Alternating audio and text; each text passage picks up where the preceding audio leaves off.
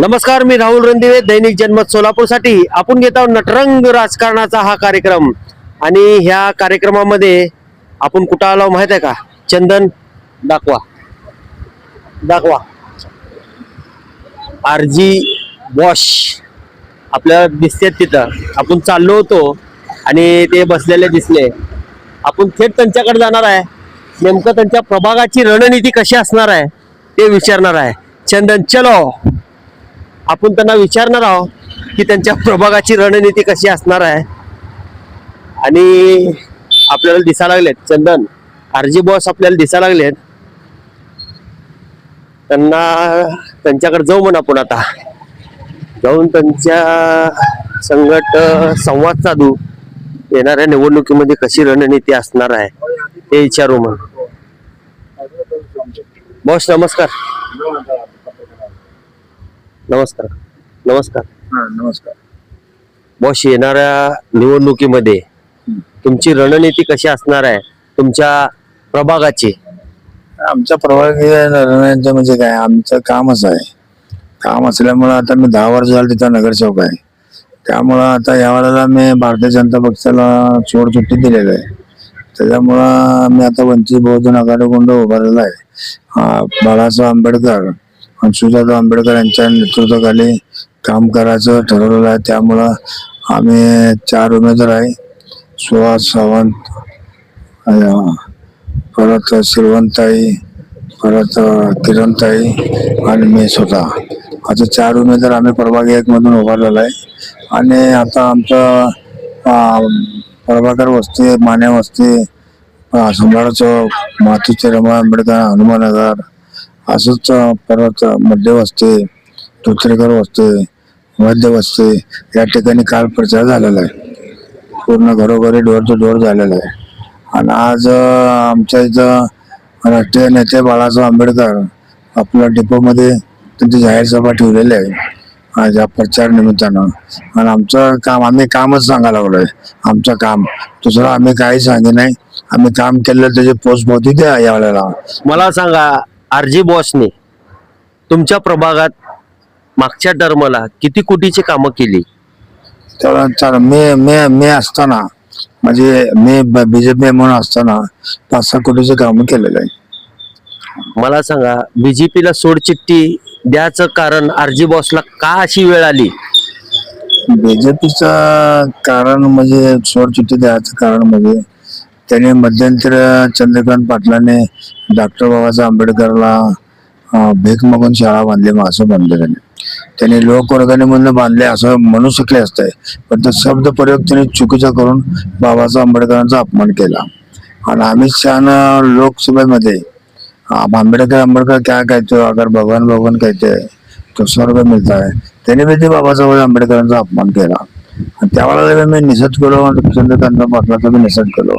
त्यामुळे मला बीजेपीनं निधी द्यायला टाळाटाळ केली. आणि आमच्या प्रभागामध्ये कोणी शेंबड्या मेकड्याला त्यांनी निधी दिला. शेंबड्या मेकड्याला ह्यांच्या प्रभागात निधी दिला आहे असं बॉस म्हणतात. आणि त्या लोकांना काहीच माहित नाही कुठं कुठं तो वापरायचं ते निधी. मग तो जिथं काम केलं मी तिथं कोणी तिथं आणण्याला टाकलं पाण्याचे. जिथं मी रोड केले ते रोड करून परत रोड केले. म्हणजे असं निधी एकदम वायपट. त्या विजय देशमुखला काय कळलं ना कुणाला द्यावं काय द्यावं.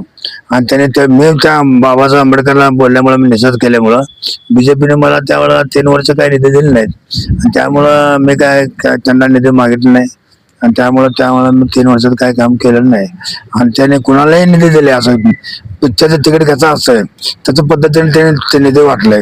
आणि ते निधी सर्व वायपट गेले. तुम्ही आमच्या प्रभागामध्ये फिरलं, पिक्चरचं जे जसं तिकीट वाटलं जातं ब्लॅकने, असंच म्हणायचं आहे का? असंच म्हणायचं, ब्लॅकनेस.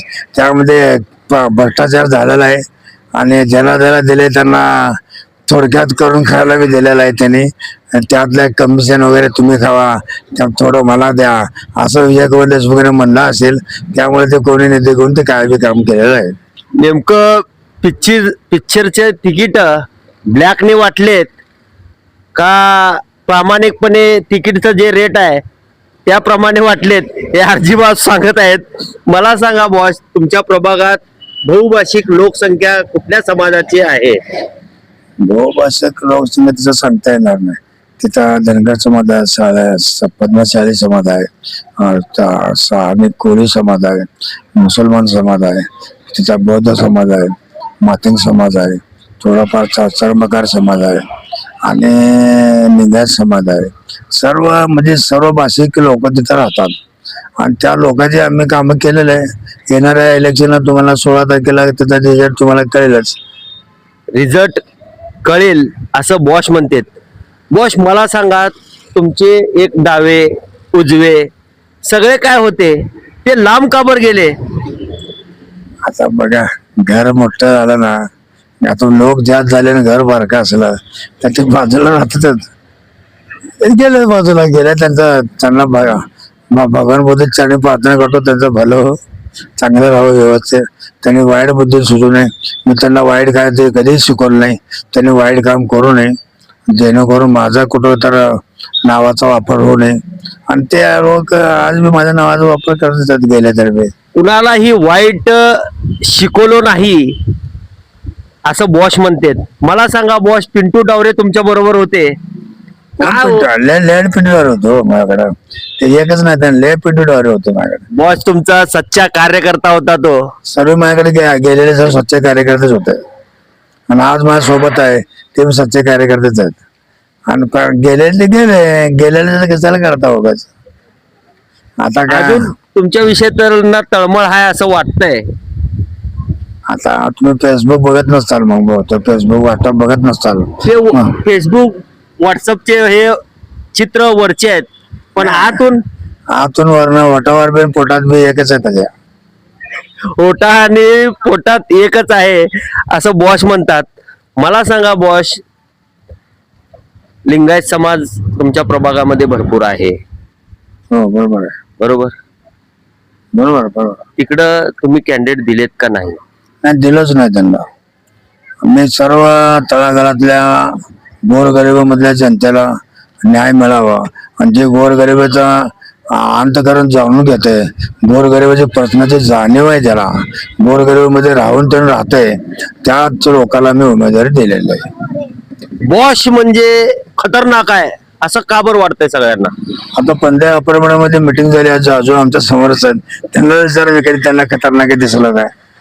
ते माझ्या वडिलांसारखे आहेत, त्यांना विचारा. तिने असं कॉलनीमध्ये राहतात, त्यांनाच विचारा मी कधी काय बॉस कधी केले काय. मला लोक असं बॉस म्हणलेत, मी तसा माझ्या डोक्यात काही नाही. लोक मला बॉस म्हणलेत, मी बॉस नाही असं बॉस म्हणतेत. आपण मी बॉस म्हणा लागलो. मला सांगा बॉस, येणाऱ्या निवडणुकीमध्ये बॉसची चमत्कारी दिसेल? चमत्कार काय नाही, चमत्कार वगैरे आम्ही तसं गोष्ट मानत नसतो. मी कामाला मानत असतो आणि मी सांगतो ना, मी भारतीय जनता पक्षाला त्याची जागा 1 नंबर मध्ये दाखवून देणार.